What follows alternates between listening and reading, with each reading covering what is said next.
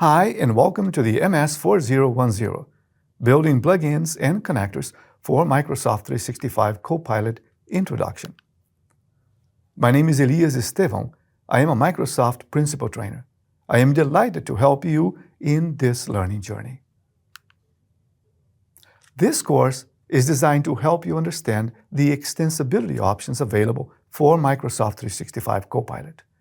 You will learn about the different ways to which you can extend Copilot, including building plugins and connectors, and how to choose the right options for your use case.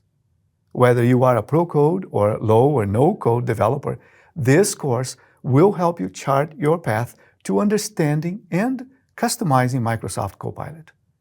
Our learning objectives will be, first, to explore the extensibility options for Microsoft 365 Copilot.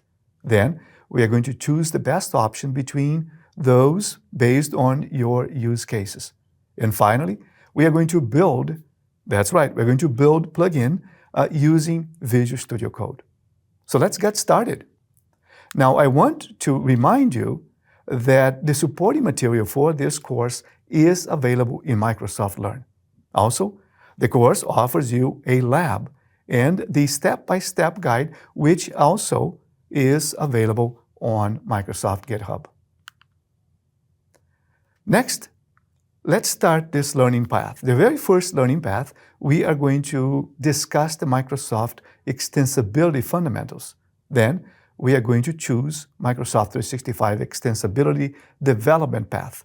This is when you decide, do I want to simply customize based on basic configuration, or do I want to go deeper into some code?